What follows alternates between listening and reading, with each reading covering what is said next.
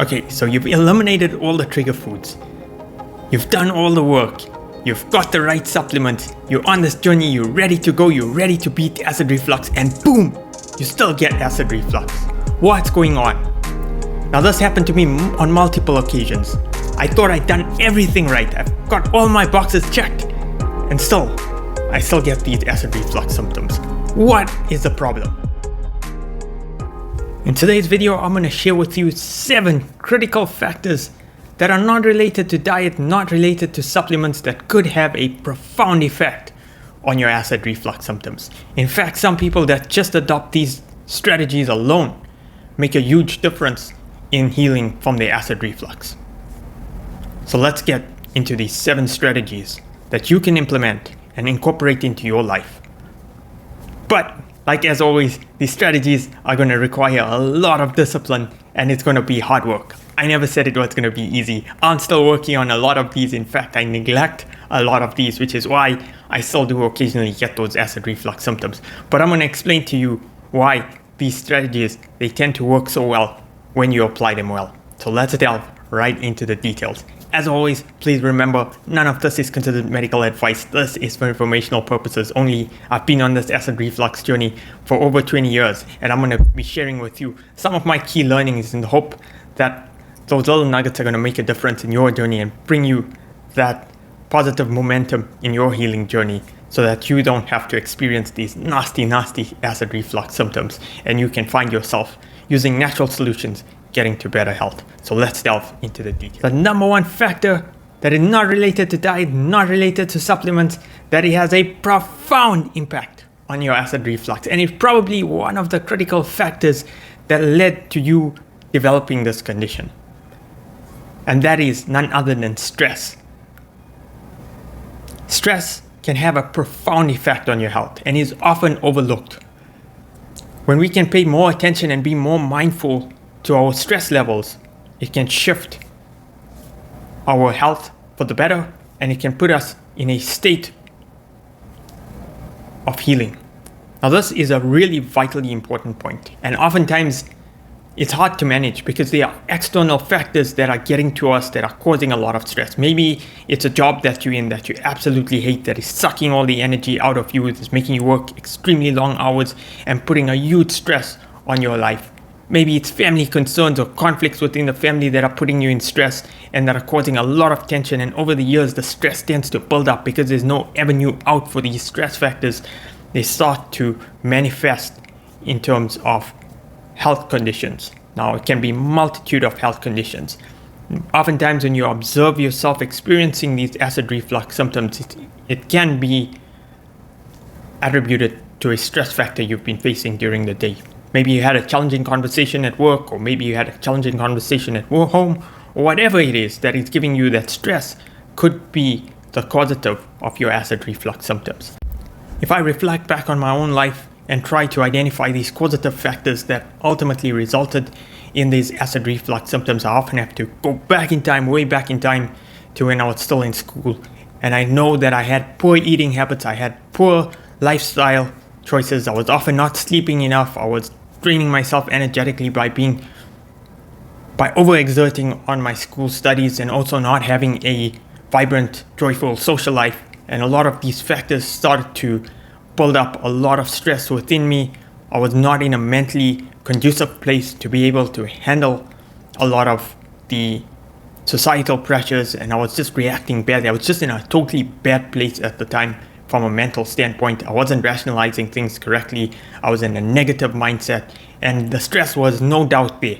And often when one can identify these stress factors, you can link it very easily to these acid reflux symptoms. Unfortunately for myself, I just kept grinding through it and making only small tweaks that only often ended up not moving the needle enough. But when we really can delve into these stress factors and really start to implement strategies to try and help relieve us from the stress, be it meditation, yoga, all these are powerful modalities that we can incorporate into our life to help to de-stress ourselves. Make sure you're doing a lot of these practices or incorporating a lot of these practices to try and address a lot of the stress factors, because sometimes it's not as easy. It takes a lot of long-term decisions. Maybe it's financial stress in your life or whatever stress that you're facing. It may not be something that you can immediately absorb yourself of, but if you become aware of it, you can start to identify the causative factors for a lot of your acid reflux. Like I said, sometimes it's a multitude of things, sometimes it's just one thing, and other times it's as simple as just identifying these things, and all of a sudden your health miraculously starts to get better. The second tip that I'd like to share with you today is eating mindfully.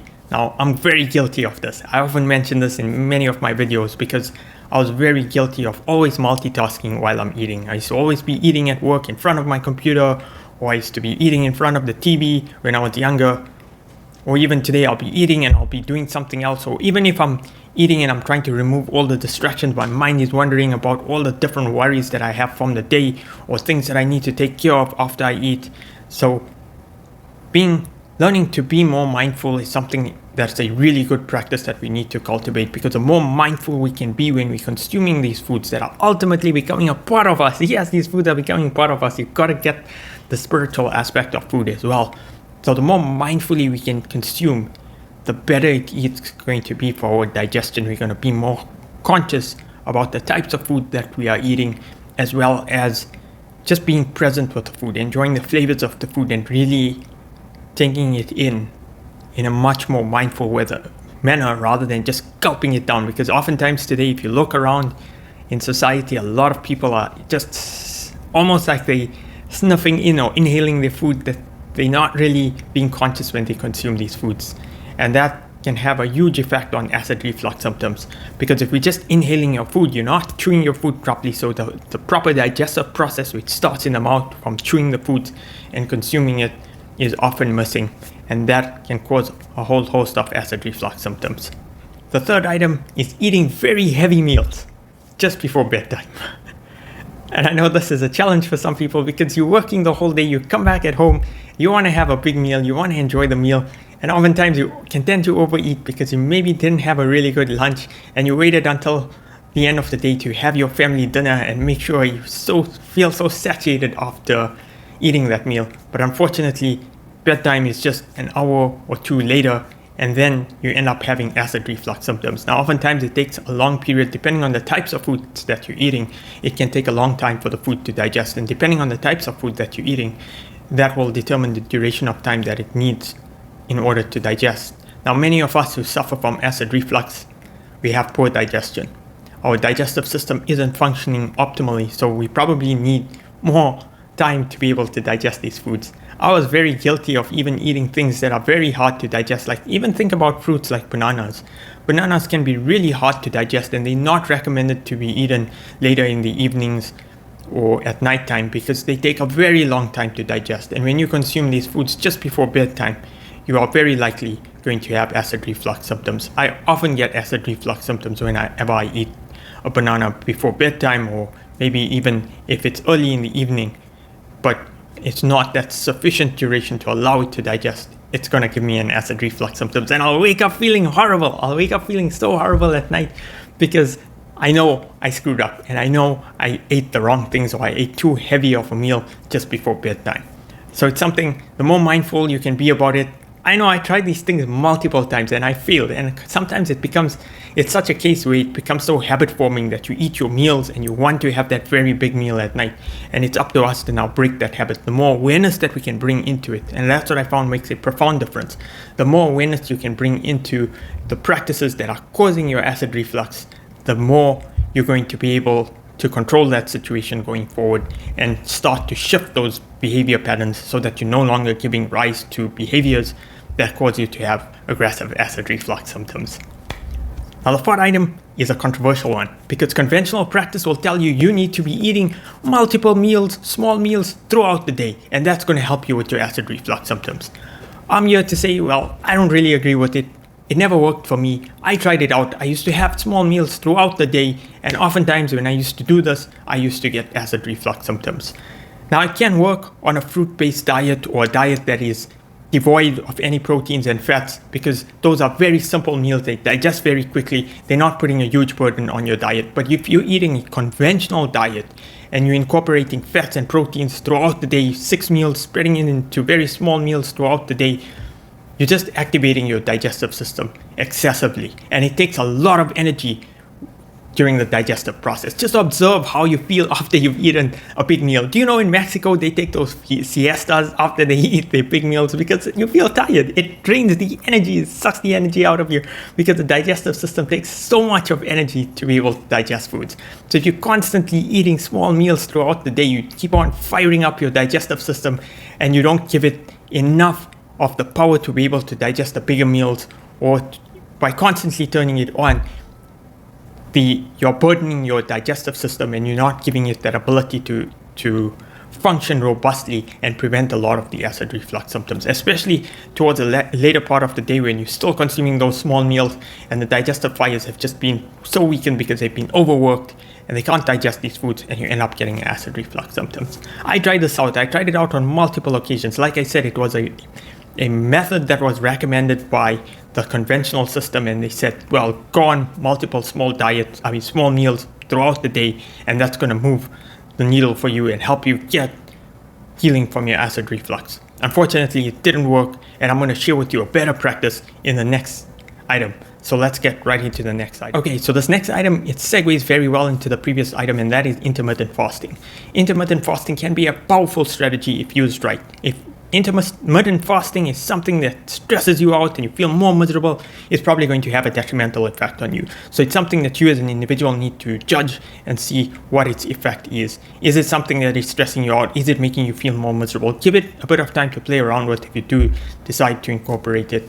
Just try and observe to see what are its effects. It's been used by so many people for so many years to try and boost up their digestive system and just improve their overall health. I've been doing intermittent fasting. I've been doing 1 meal per day for almost a year, and then I switched back up to 2 meals a day. And what I find generally tends to work best is to just try and make that window within which you eat food as narrow as possible. So I like the 12 p.m. to 6 p.m. That tends to work very well for me. But there are times when I do make exceptions, and I'm willing to play around with it. Sometimes I'll condense it, sometimes I'll even widen it out, all depending on how I feel. So listen to your body. That's the most important point here, is to listen to your body and see what it's going to work well for you. In terms of intermittent fasting, it takes a bit of time to get used to, especially if you're someone that's used to constantly eating. It's a shift in mindset, shift in behavior. So give yourself that time and patience, because it's not going to be something that's easy.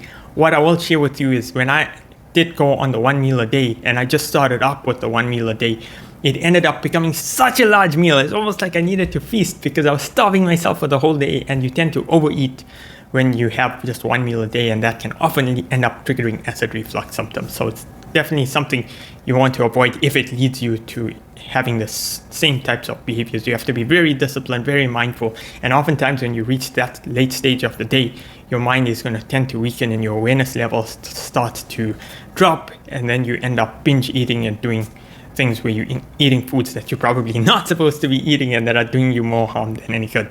All right, so let's get into the next item. So number 6 is something that's often overlooked by many, and that is having poor sleep. And we tend to not put enough emphasis on having a good quality sleep.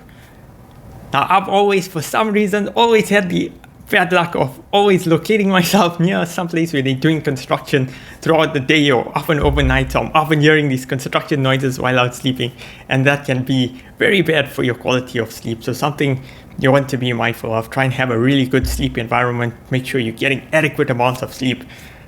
There was a point in time where I was sleeping very minimal, and those few hours of sleep were often contributing to more and more poor health.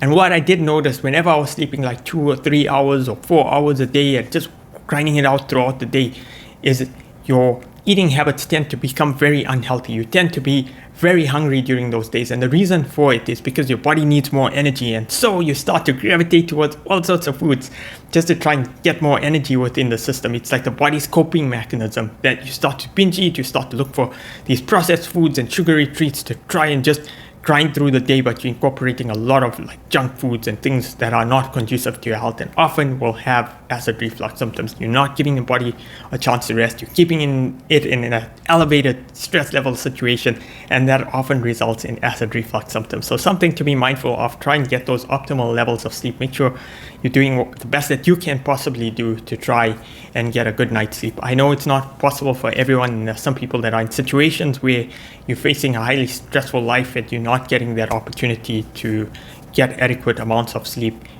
I hear you, and I think do the best that you can do. And hopefully your boss doesn't catch you sleeping at work, which can have all sorts of other consequences. But really, I do wish that you find some resolution to getting optimal sleep. So we made it to the end of the list. There are so many items that I want to share with you, but unfortunately, I'm only keeping this video to 7 items, else I'm going to go on throughout the day and you're going to be tired of hearing my voice all the time, and you're probably going to want to click away from this video because I'm just going on and on about all these tips. But there are some really powerful items that I do want to share with you in the second part of this video. But let's get into the final item, and then I'll tell you more about what's coming up in the next video. So the final item is to make sure you chew your food properly. Like I said, a lot of the digestion starts in your mouth, so you want to make sure you're chewing your food properly. You're not inhaling your food, and try and chew your food until you mash it up. I don't mean chew excessively until you like painstakingly chewing one small bite until your jaw gets sore. No, I don't mean that. But try and chew your food well, because the digestion starts in your mouth, and the more you can chew and allow the saliva to mix with it, that's where the enzymes, the natural enzymes that's within your mouth, can start to break down those foods and facilitate the digestion of foods. That is why you often notice I always say soak your grains, soak all those things, so that you can make it easier on the digestive system, so it allows the bacteria to start breaking down the food. Now the same thing happens, or similar sort of process happens in the mouth. When you start chewing the food well, you allow that saliva and the enzymes and the breakdown of the foods within your mouth, so when it reaches the digestive system, it already is partially broken down. So there's less of a burden on the digestive system, and that can help as well with a lot of digestive conditions as well as acid reflux too. So try and make sure you're chewing your food well. So that's something that I also know I need to do a better job of, because I tend to sometimes also chew too quickly, or oftentimes when you're eating and you're not mindful and you get to a stage where you're consuming your meals after feeling so hungry, you can tend to get into a mindless state of not remembering to chew. So maybe put a sticky note where you always eat to remind yourself that I need to chew my food properly if I want to prevent acid reflux. So hopefully these tips that I've shared with you today can make a difference and move you forward on your journey. Like I said, there's so many different items that I really want to share with you. There are another 7 items that I think are mind-blowing, and these are not conventional items, or at least most of them are not conventional items. And these, I think, are really take you to that next level when it comes to healing. So I really want to share with you, and I hope you come back for my next video, because in that next video I'm going to delve deep into these other items that can potentially move you forward on your acid reflux journey. Hopefully you enjoyed this video. If you did, please do like, share, and subscribe, and thank you very much for watching this video right until the end, and I hope to see you in my next video.